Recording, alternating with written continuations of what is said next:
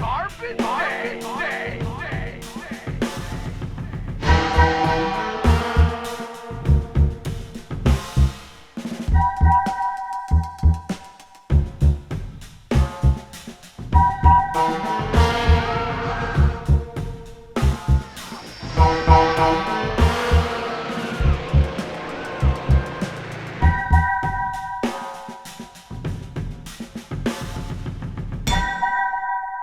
Death Screams, aka House of Death. This movie, for starters, it was shot in Lake Lure, North Carolina, which is pretty recognizable to fans of non-horror films because it was the primary setting for the Patrick Swayze movie Dirty Dancing. In fact, the Lake Lure Inn and Spa is where they shot most of that movie. It was built in 1927. I'm told they do an event every year where you can book a Dirty Dancing themed cabin. So I think they have the Swayze suite, probably the baby suite, and then of course there's the statutory suite. This movie, Death Screams, it was directed by David Nelson, and David Nelson became famous at a very young age. He was the older of the two sons on the Ozzie and Harriet. Ozzie and Harriet ran for 14 years. Started in 1952, and they made 435 episodes. Good Lord. His younger brother, Ricky, went on to become kind of a teenage heartthrob, pop star, movie star. He plays Colorado in Rio Bravo, which is the thing I know him best for. But David went on to direct television and movies and some pretty low budget stuff. The cast of this movie really didn't go on to do much else for the most part. It did star Susan Kiger, and she was famous as a Playboy model. It was really common back in the 70s and into the 80s. When you made your low budget slasher movie, you would go to Playboy or Penthouse or something first to see who you could cast. And I guess since those movies at that time were really primarily aimed at young men, it made sense to get an actress that perhaps they would want to see again on the big screen.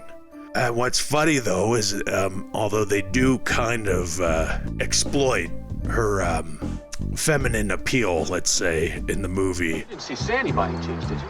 No, we haven't. Look at that! God, Lily, you look fantastic. Thank you. She keeps her clothes on the whole time. And it's even more interesting when you discover the footnote that, according to my sources, she was the first Playboy playmate to have done a hardcore adult feature prior to posing for Playboy. She had done a movie in 76 that was X-rated called Hot Nasties. Shortly after was Playmate of the Month in January of 77. As far as the story of this film goes, it starts with a couple making out near a train, and they get strangled, which is hard to see. There's a lot of scenes in this movie that are hard to see. And I remember, along with another movie that came out the next year, Final Exam. He's come back. Also was shot by Daryl Cathcart.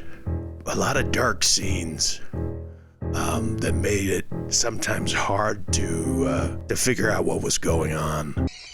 What was that? I heard something. Yeah, it was me breathing in your ear. No, really, I heard something. What? It's the ducks.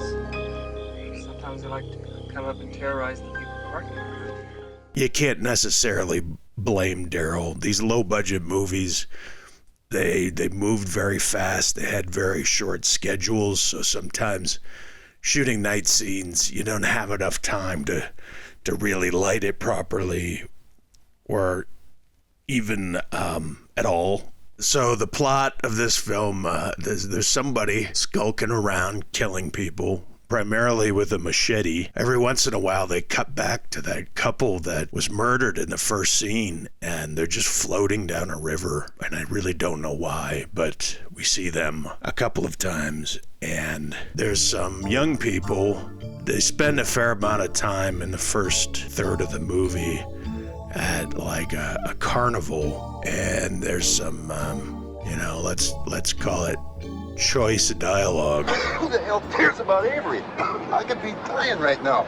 God, that tasted awful. You mean you ate it? You stupid jerk, it wasn't half gone. What'd you want me to do, shove it up my ass? Could you find it? I'll find your ass. Promise it's cold. And then there's a fat southern sheriff that plays into the plot a little bit. And then they decide to go and have this bonfire out in the woods, and at some point end up in a cemetery.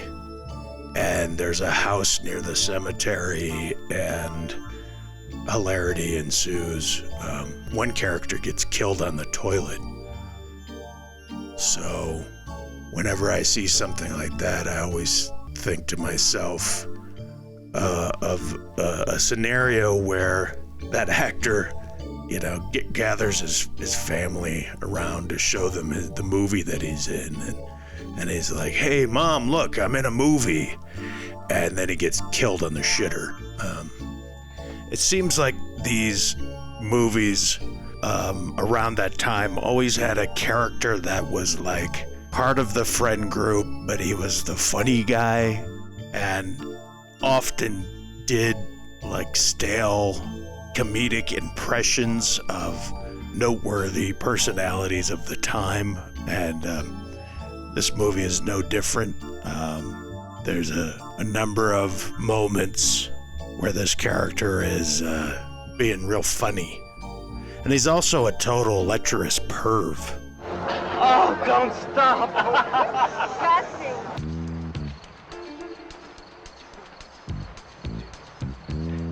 Come on, dance with me. Sure.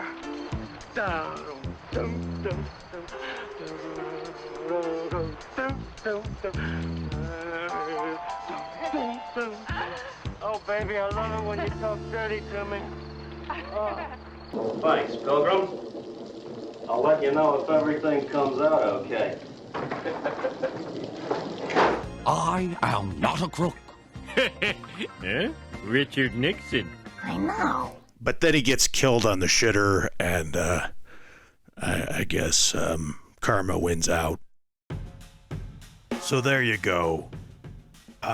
This film is not for everyone. If you're a early 80s slasher fan, you might want to check it out. Or maybe you just really love Ozzy and Harriet. Or you really like to see Playboy models that don't take their clothes off. I don't know. We all have our things. I'll probably never watch it again. Have a good one.